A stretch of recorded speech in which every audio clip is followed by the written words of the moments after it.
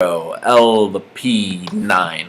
Welcome back, everyone. This is part 2 of the King's Castle. I'm King James along with Blair Chopin. And we're talking about the week in professional wrestling, aka specifically the Payback pay-per-view. And we have not touched, as of yet, on the main event. Ooh, that was a doozy. Roman Reigns versus AJ Styles. Now, I mentioned a couple weeks ago that I thought AJ would have been thrust into the main event scene with WWE too soon, despite his history. But I gotta give him credit for what it is. AJ really held his own against Reigns in this match, and I gotta say there was a little controversy involved because it actually took 3 attempts to get a clear winner. Ooh. Because first AJ won via count out, and then Shane McMahon came out and said, "Okay, this match ain't gonna end that way. We're gonna restart it with no count outs." Then Reigns gets himself unintentionally disqualified, and then Stephanie ups the ante by saying there's no DQ. Then finally, Reigns is able to spear AJ for the 1-2-3. But now, the rematch has been signed. AJ Styles to face Roman Reigns for the WWE World Title at Extreme Rules in an Extreme Rules match. Now, my question, Blair, is this. You said before that you didn't think AJ was being thrust in too soon. Nope. But do you think this storyline's going as well as they had hoped? Well, I kind of think anything they have with Roman Reigns doesn't go as well as they hope. Why? Because the people don't like him. The fans don't like him.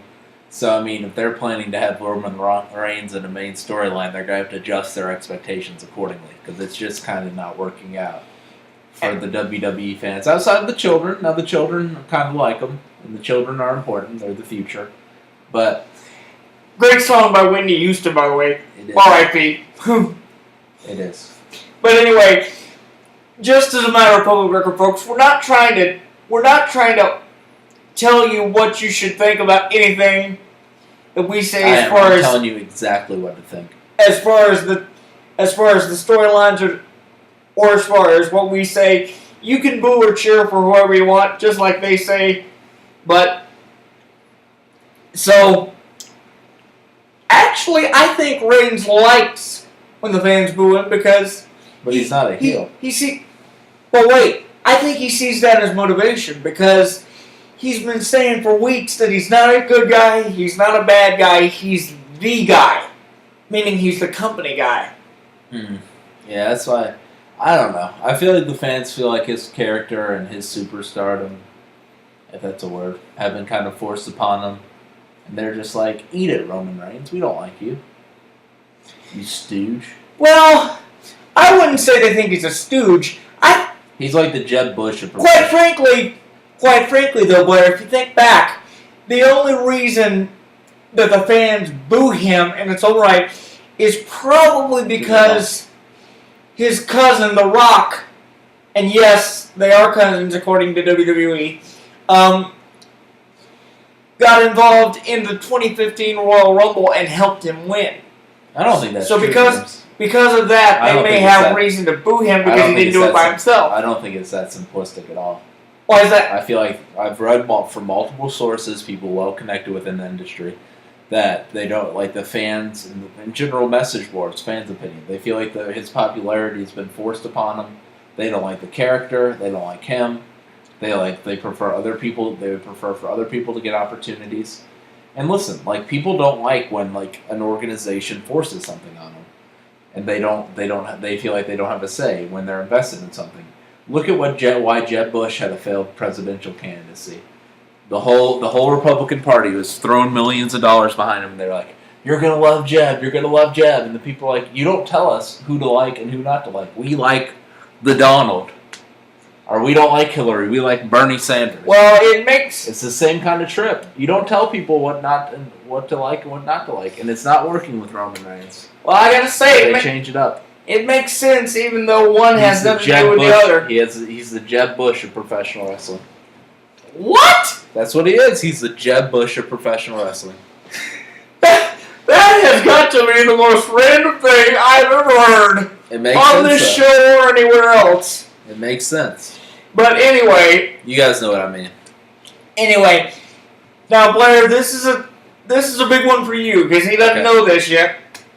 But I mentioned earlier that we had news of a huge signing. Did you mention that? From Impact Wrestling to WWE with NXT. Now, for those of you who follow NXT on the WWE Network, you know that Samoa Joe is now the NXT champion due to an event that took place in Lowell, Massachusetts 2 weeks ago. But I think he's got some new blood coming very soon because last night, an old rival of his, a man by the name of Eric Young, made his debut at Full Sail University. And for those of you who follow Impact Wrestling, you know that Eric Young and Samoa Joe both started in Impact.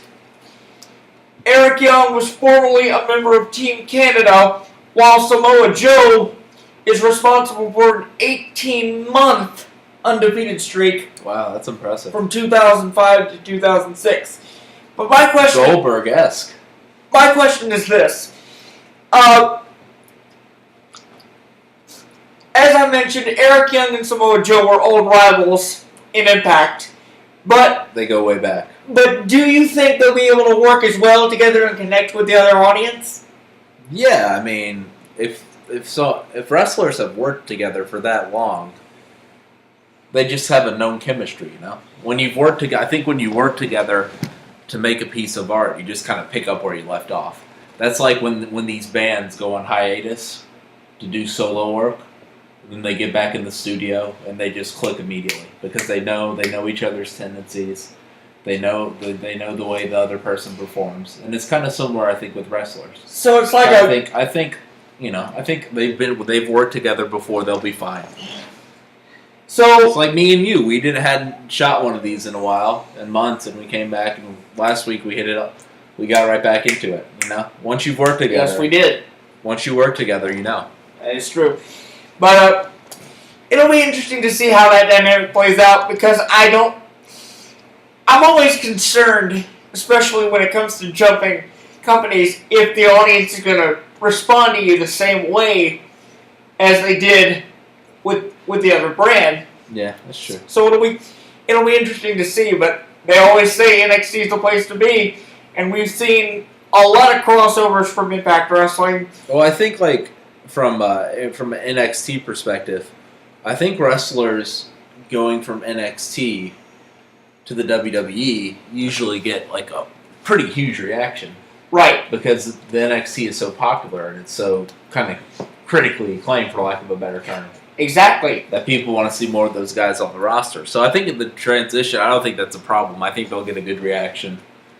Now, if they were just coming straight from TNA, they might be like, whoa. But since they had that NXT experience, I think it's helpful. So you think once they build up in NXT and make it to the main roster, they're gonna have the same reaction as before? Yeah, I think they'll embrace them. I mean, they're not gonna have the exact same reaction because, the NXT crowd is a little more rowdy than the WWE crowders, But they'll get a warm reaction. People will be glad to see them. Well, it'll be very interesting to see how it plays out in its own right, especially with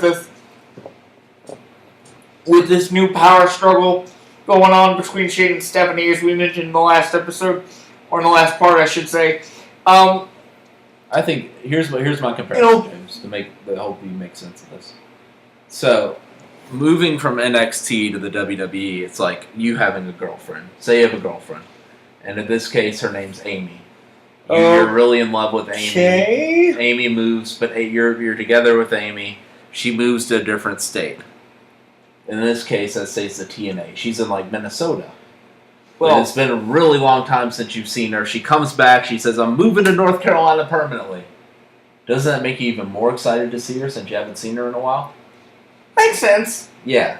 But if Amy was like, "I'm breaking up with you, and I'm going to another state, and I'm breaking up with you," that in this case is the competitor, TNA, and then she comes back, and she's like, "Hey, James, want to get back together?"